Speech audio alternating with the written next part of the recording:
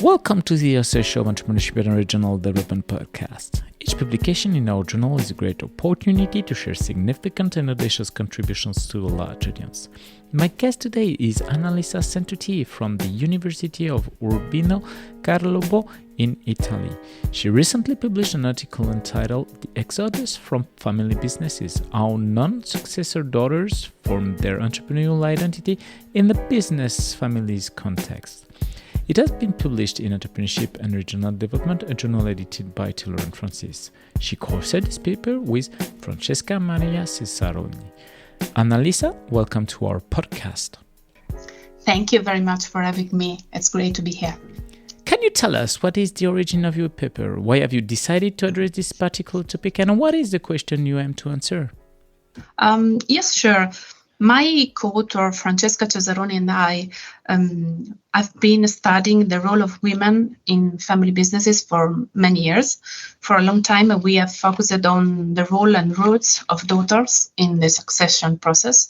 And over time, we realized the complexity of this phenomenon, not only to the intersection of the family and business systems, but also to the often decisive role of gender issues.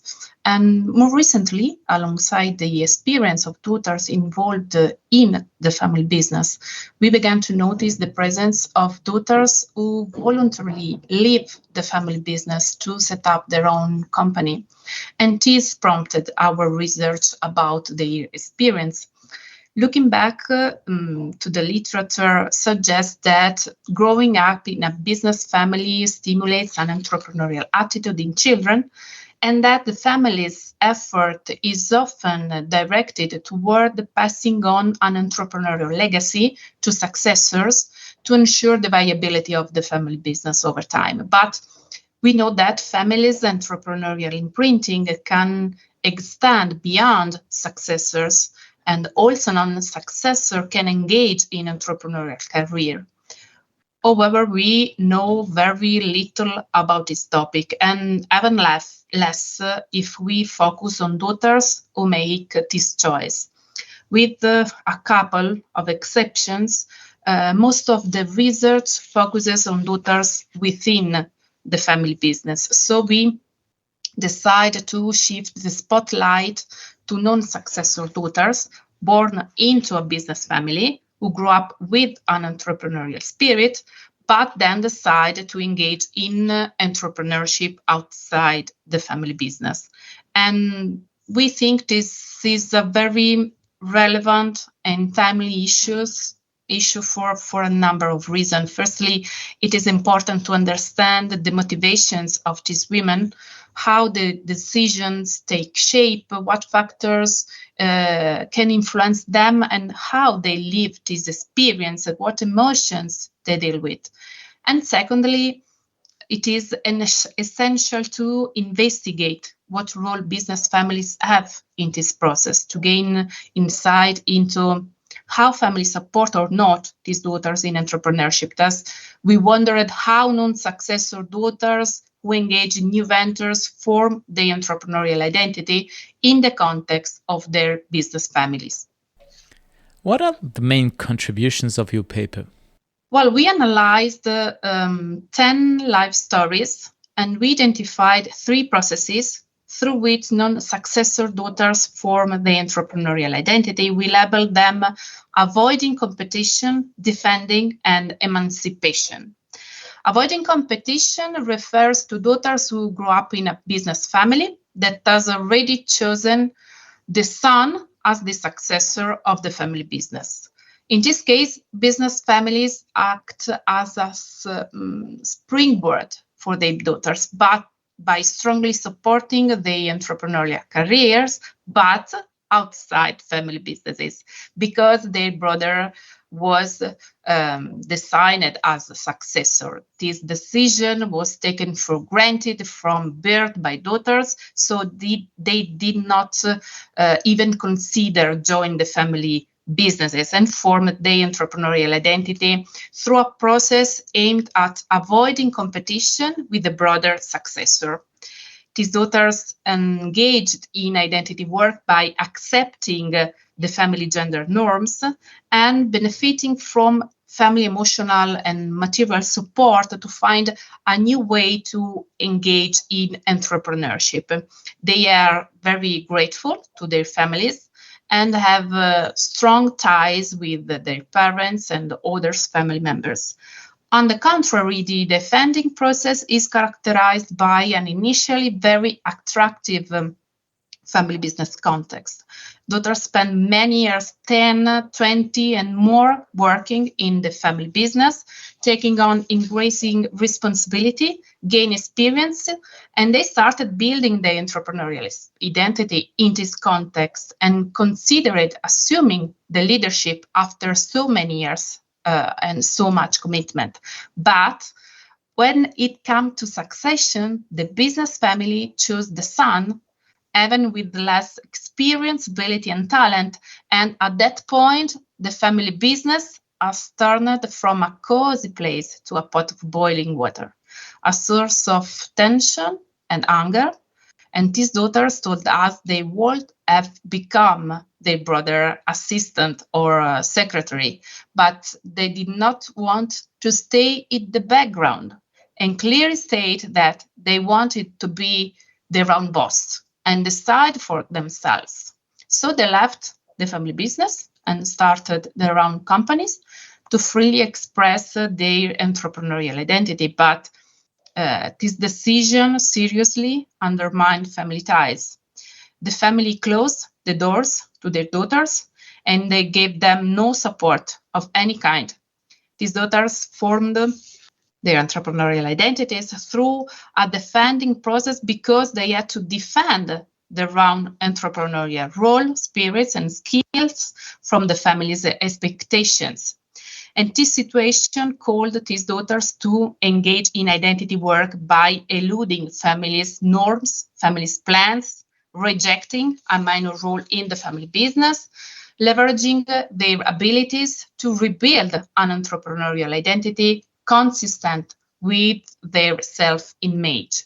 And finally, the emancipation process referred to daughters who were chosen as successors of their family businesses, but they were not interested in doing so because the family businesses did not suit their interests and ambition, so they did not see themselves in the role of successor as expected by their families.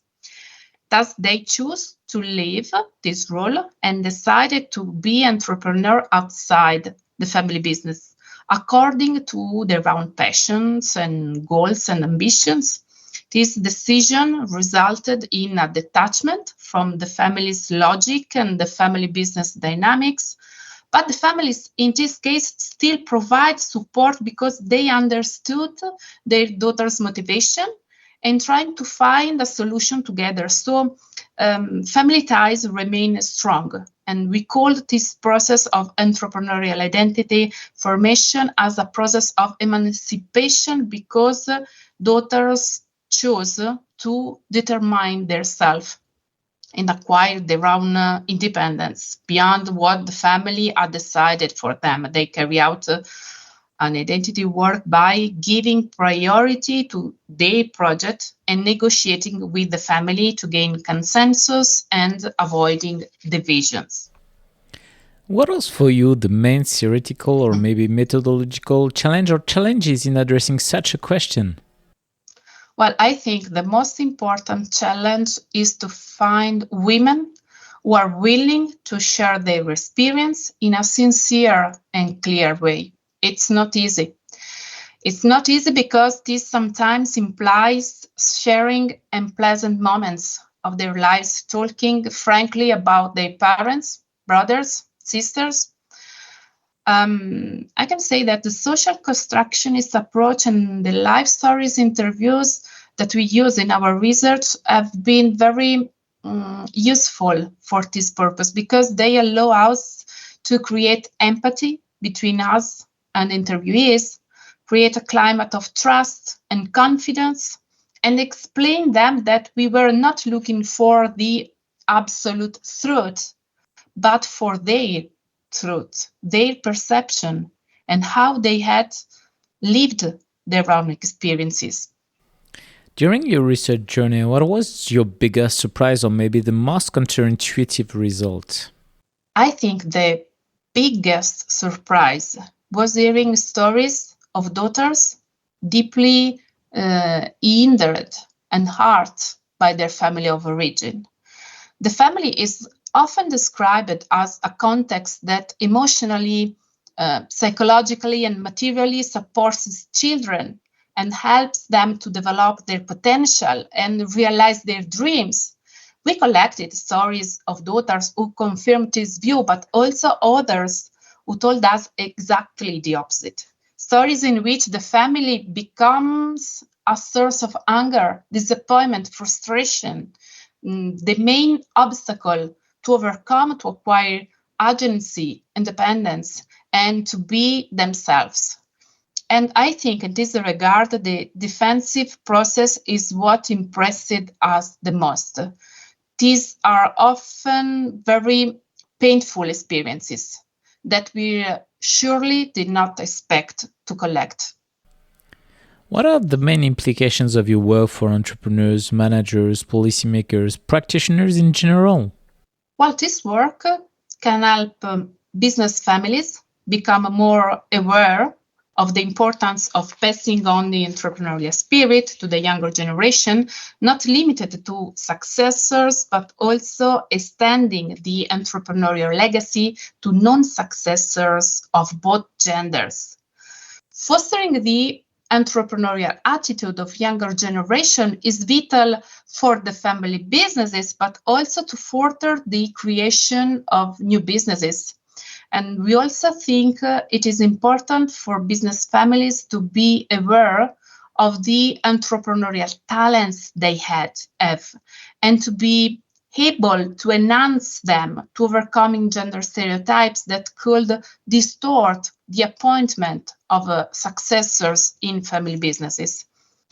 But we also hope this work can help daughters to be more aware of the wide range of options they have to engage in entrepreneurship and not to be forced by gender stereotypes that might prevent them from achieving personal and professional fulfillment.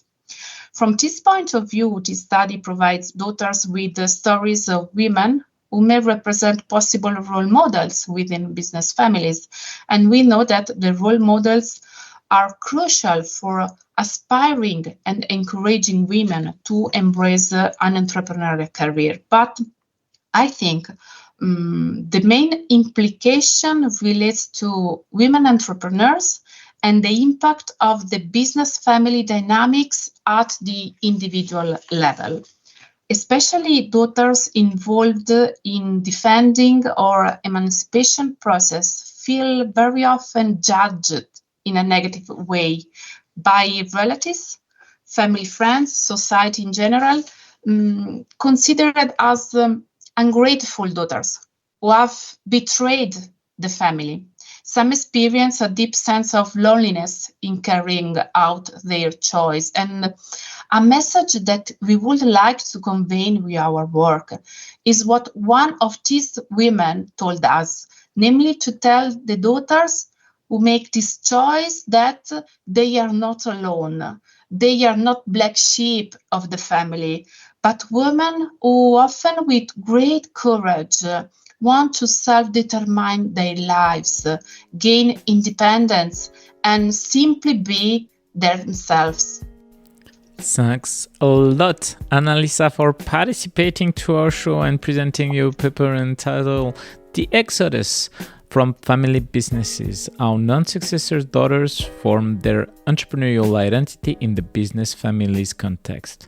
All our podcasts are available on entrepreneurship-edu.com and on the main podcast platforms. Thank you so much for inviting me.